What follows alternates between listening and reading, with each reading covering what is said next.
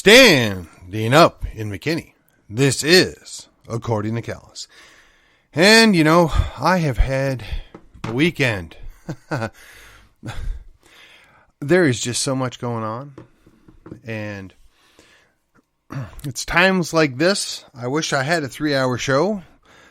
But it's also times like this that I wish I had all the time in the world to research things myself, to the extent that I could feel comfortable making claims and calling other people liars and not having to actually prove anything out, just keep shouting the accusation long enough that enough people believe me. I really wish that at times I didn't have a full-time career. I didn't have a life outside of my podcast or politics for that matter. But the fact of the matter is, I have a trifurcated life, right? I have my podcast, I have my regular career, and then I have my family. And there's an overlap on all three at all times, but I really try and keep them separated out. I don't want to drag my family into what I do on my podcast. And I've always been upfront about this. It's always my opinion. I try and base my opinion on fact. And when I can't get direct fact, the preponderance of evidence. And again, it's always my personal opinion. Secondarily, in my life, I treat people with respect. I'm fair. I'm honest. And I don't make stuff up and I don't mistreat people. That's just not a good way to run your life. And then, that's both with my family and my, my business work that I do, right? My employer values me because I take care of my customers and I do a good job and I'm conscientious to make sure they get their time and their full measure of what they're paying for out of me. But at times that means that I have to sacrifice one of the other two in order to focus on the one. So the podcast has always come last. It has to come last. My family can only put up with me being gone for so long in a given day. And quite frankly, my employer pays me to take care of my customers and to take care of the business stuff. And so I focus on that. When I have time for the podcast, then I have to incorporate the things I've heard and things I've seen over the previous couple of days to come together to put something out that's both entertaining and informative.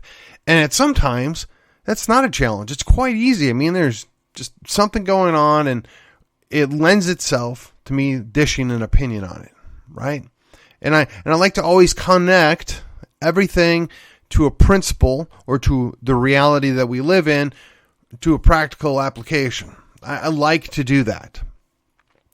It's in some ways, it'd be super easy to come down, sit down, and talk about the latest outrage out of D.C. Or, if you will, when the legislature is in session, the latest outrage coming out of Austin. And there would be tons of fodder for that. But I try and focus on what goes on locally. I try and focus on things that are in Collin County. Now, that doesn't mean that things that happen in D.C. or things that happen in Austin don't occasionally, or in case of Austin, quite often, interfere with what goes on in our city. But I don't want to dwell on something that I can't change, right? I mean, even in a perfect world, tomorrow, poof, I'm a state representative and I go down to Austin, or a state senator. I'm one of 30 other people, or one of 149 other people. I get to say my say.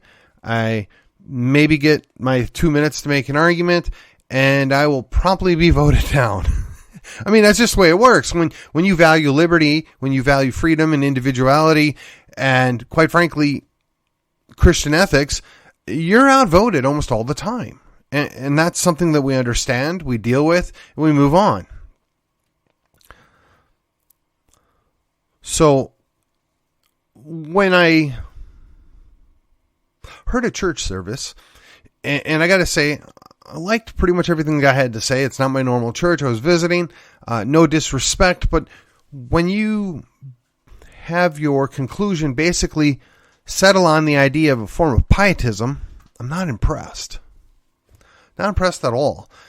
I think that's a cop-out. I think that as a Christian, no, I shouldn't be dictating specific terms on how people should live their lives, but I should be able to stand for my morals. I should be able to stand for what's right. I should be able to stand on my principles, and I should be able to have equal footing and shared ground with every other person out there. I shouldn't just allow myself to be pushed in the corner. I shouldn't just accept, well, I shouldn't be able to hold true to my faith. And again, I want to be careful. I'm not putting these words into the pastor's mouth, but his conclusion led to a pietistic viewpoint, and I reject that wholeheartedly. And my problem with pietism is they disengage from the community around them. They don't want to be involved in politics. I don't know if it's because they think they're going to get dirty. I don't know if it's because it's just messy or that they might compromise. Yeah, that is a real issue. I mean, almost every leader that we have elected or appointed has to compromise at something at some point in order to get certain things done. The question is does that person still hold true to their principles even though they've had to compromise on a specific thing in order to get something done? And that's eventually what wears down and uses up our elected officials, right? You can have a hard charger, really good guy from 8, 10, 15 years ago that is now spent and is just compromised and doesn't stand for anything of any consequence. And you have to deal with the idea that we have to refresh the representation. Now there's the quote about the tree of liberty needing to be watered with the blood of tyrants and patriots. And a lot of people would like to forget about the patriots part, right? Nobody wants to be a patriot who gets to die. That's nothing enthusiastic about that. I mean, of course, you got a few people that have martyr complexes, but by and large, nobody wants to go die for any particular reason. Now, in the early years, the Christians willingly died because they stood on their principles that Jesus was risen.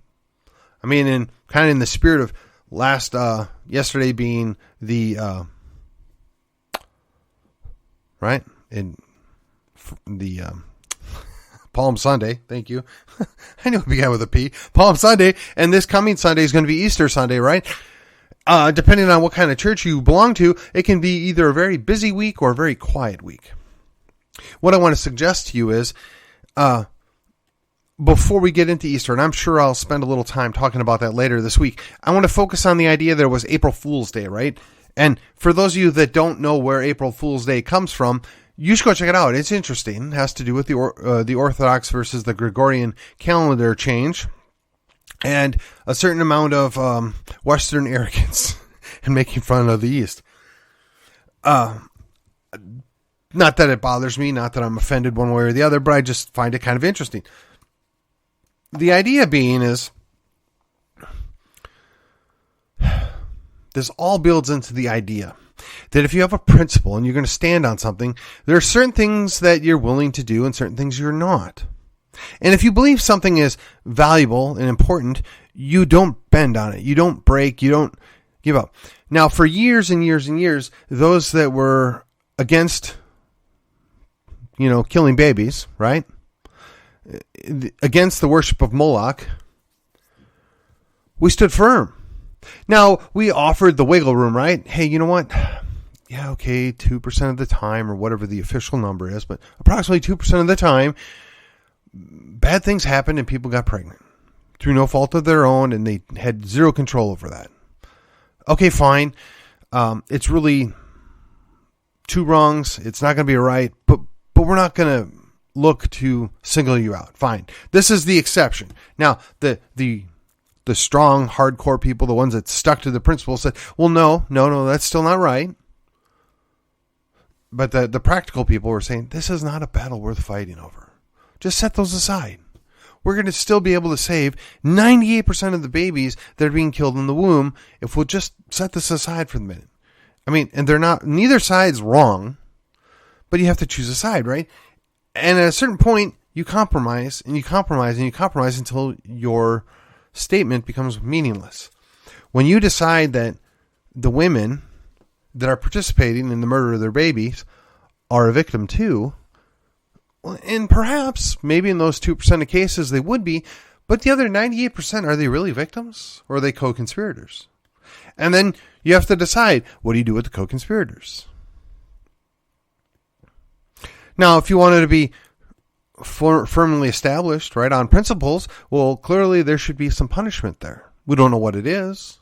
We can't agree on that, but we at least admit that they're at the very least complicit on the murder of a baby. Unborn baby, but a baby nonetheless. So we set that aside and we decide, well, how do we deal with this? What do we do? Well, if you're a state representative and you don't want to have to deal with that hard question, you just kill the bill. And then you act upset when the very people that have been hardcore supporters of yours for quite some time are disappointed in you. You call them names. You dismiss them. You tell them they're not worthy of your service. But that's something you don't joke about, right? That's something you don't, wake up one morning and say, I'm going to put out an April Fool's joke and say that now I'm okay with killing babies. Nobody would do that. Likewise, somebody that actually believed that this is a God-given right, a satanic ritual, or whatever you want to call it, that we need to kill our babies and sacrifice to Moloch, none of them would wake up apart from Jesus and say, hey, I was wrong, we shouldn't be doing this. Nobody would joke about that. Nobody would joke about something that is an offense that is potentially punishable by death, right? I mean, occasionally somebody might be heard making an off-putting remark about somebody with the last name of Clinton and, their kill list or death list or whatever else. And wouldn't it be nice if they, people make off-color jokes about that. But even the late, great Rush Limbaugh wouldn't go up on a show and talk about joking about killing somebody that was the former president or the former Secretary of State. That's just not something you do. Now, you might tell your private little group of friends, ha ha ha, wouldn't it be funny?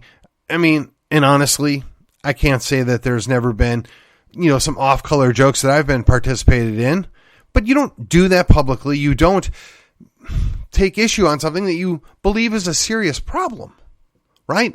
Like, for instance, gun control.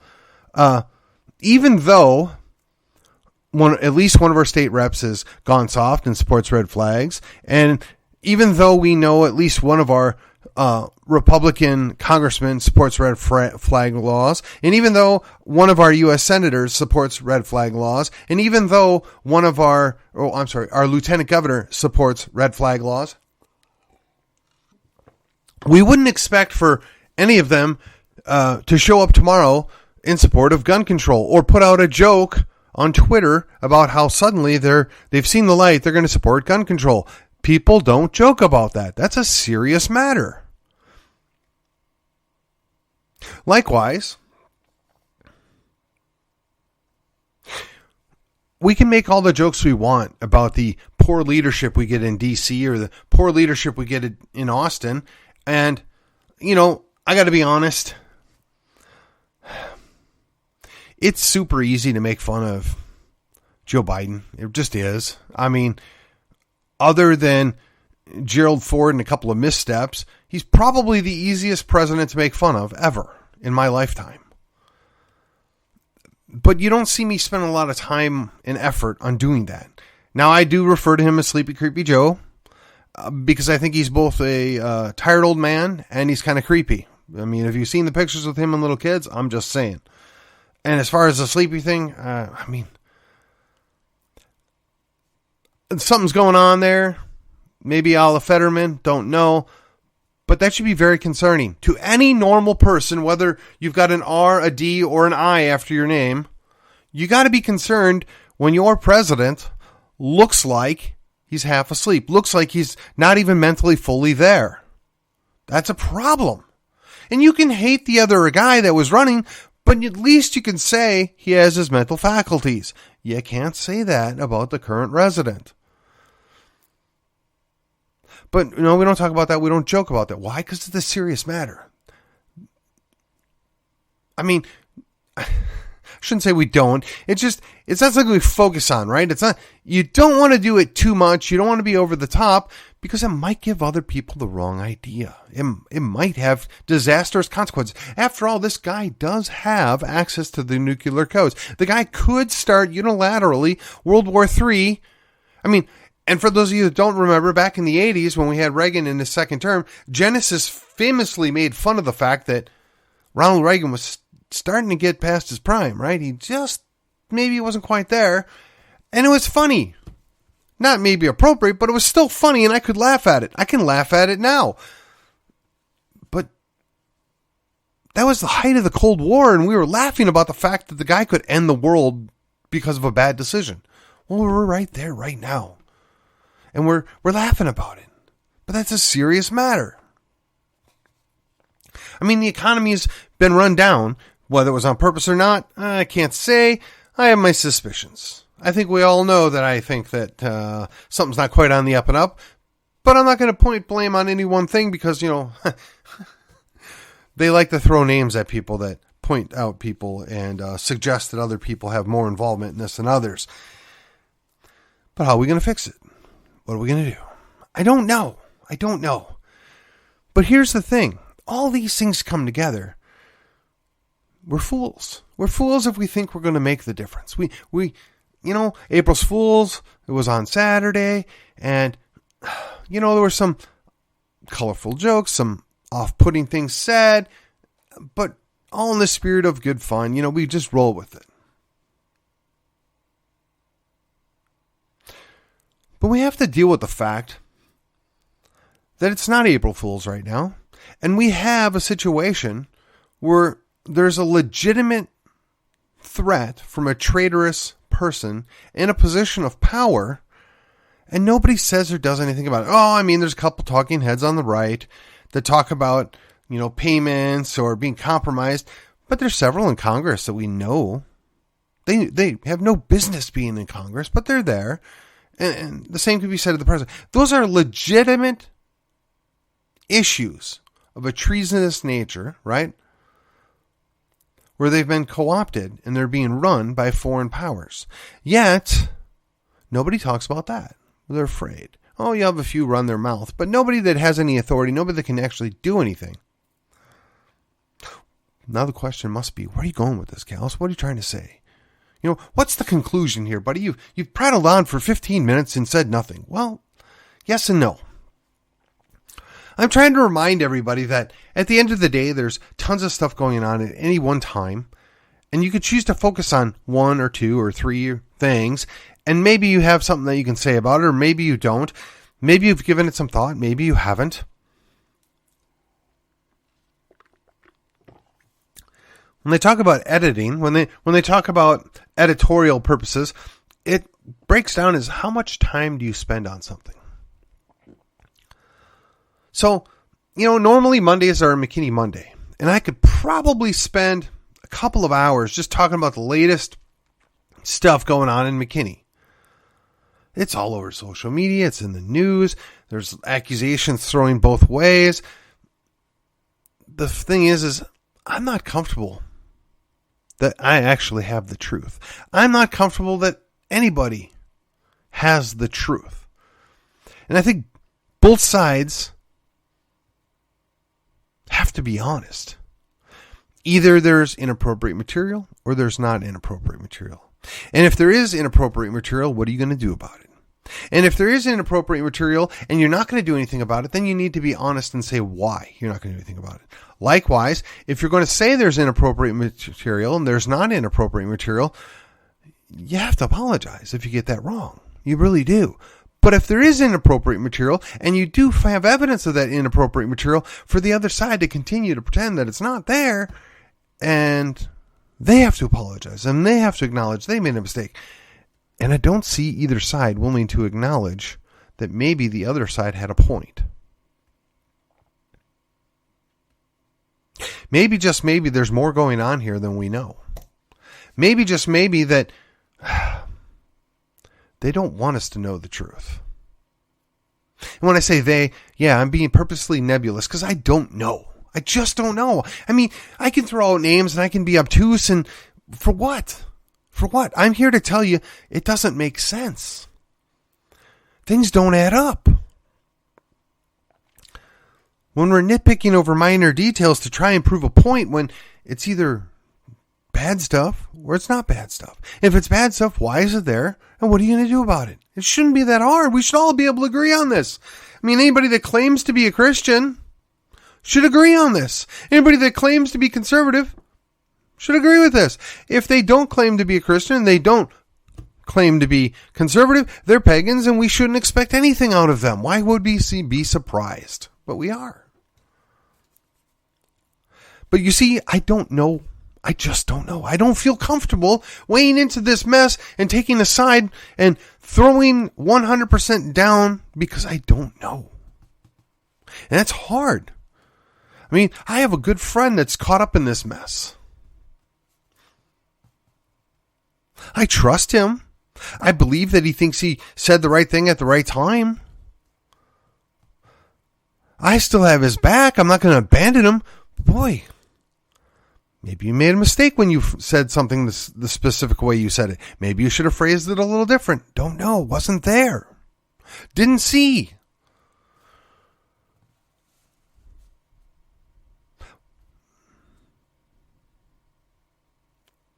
But on the flip side of that equation, when you have people overreacting, making a mockery out of proceedings, and calling for people's heads over what might have been a slip of the word, what might have been a poorly chosen phraseology, come on, man, really? Do you really care about the truth? Do you really want to fix the issues? I doubt it. I don't trust it. That's why I've chosen, in the remaining 8 minutes of this program, that I'm going to have a little fun. I'm going to have a little fun at somebody's expense, and this person deserves it. He used April Fool's Day for what I would only have to consider as an inappropriate joke. You see, the same individuals have been running around calling us traitors and seditious people for being in support of Texas independence. And this person thought it would be funny to put out on April 1st that they're going to support Texas. Well, first of all, I mean, it has to even be plausible to be a joke. So you failed on that account. Secondarily, you don't generally joke about something that you claim is a criminal offense. You've equated the call for independence to be the same thing as sedition and traitor, to be a traitorous act, yet you joked about it. So which is it? Do you not believe it to be this vile act that you've called it, or do you just think it's a joke? Which is it? You got to pick one, Jeff. You can't be busy calling names and running people into the ground that are supposedly on your same team that helped get you reelected and call them and make criminal accusations about them and then turn around and make a joke about it. You don't get to do that. You didn't earn that right. And I don't think anybody'd be able to earn that right. I mean, am I supposed to come out tomorrow and say, oh, I support murder? Well, first of all, nobody's going to believe that. And second of all, why in the world would I say something like that? I mean, we can all agree murder's wrong. Jeff, you like to think that Texas or the call for independence is a traitorous and seditious thing, yet you're so willing to joke about it.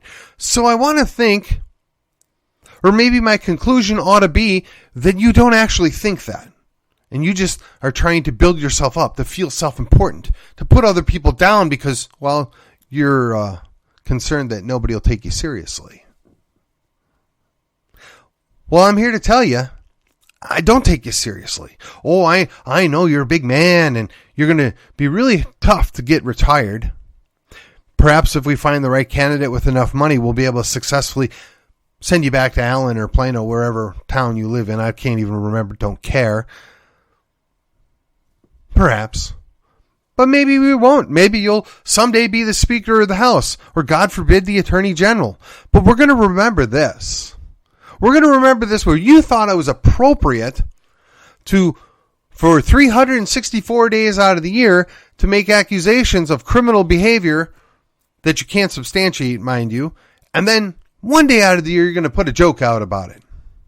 One day out of the year, you're going to pretend that this thing that you feel is so vile and terrible and that we need to be put down and run out of the party, but you're going to joke about it. That's just sad. It really is. It's sad. One, I expected better out of you. I mean, stick to the abortion thing. I mean, at least you're good on that. I don't agree with the fact that you want to give women the ability to kill 12 of their children and never have a consequence, but at least you're good on that. I mean, occasionally you do a few good things, and, you know, you're rated well by some people that like to rate the elected officials. Stick with that. You're allowed to disagree with us. Nobody said you had to, well, actually, that's not entirely true. Nobody expects that you're going to change your mind. If you don't feel that independence is worthwhile, if you don't feel that independence is the right thing to do, people can agree to disagree.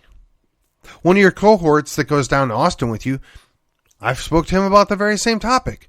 We agree to disagree. I believe he's wrong. He believes I'm wrong. But at the end of the day, we both believe we're good conservatives and we're good Republicans. And neither one of us is hateful towards the other.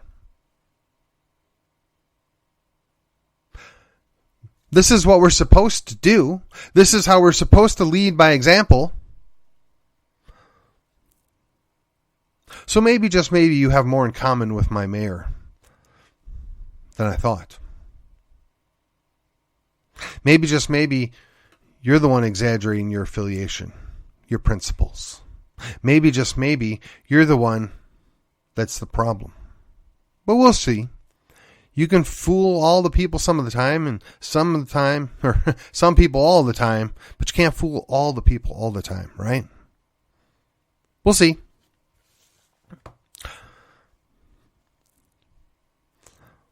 You still have some time in the session. You can still do the right thing. You can support those conservative things. You can get those priorities addressed.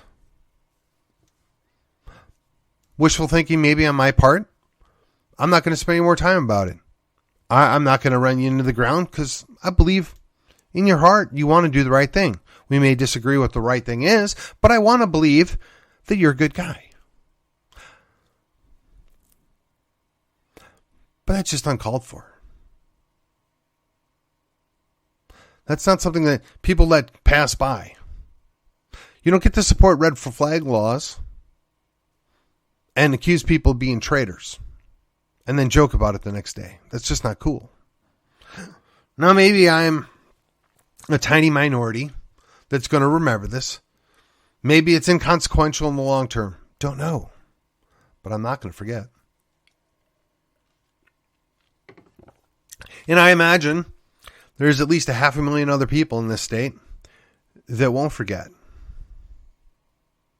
But we'll see. We will see. And with that, this was the Fools of April episode, coming to you on April the 3rd, which is a Monday, episode 389. And remember, what you can do for me is to like, share, and subscribe to the show. You can rate it. You can comment on it. You can give me the feedback. You can call my cell phone number. You can send me an email. I am all ears. I would love to have some listener content to add in the near future. And with that, I will see you on the other side.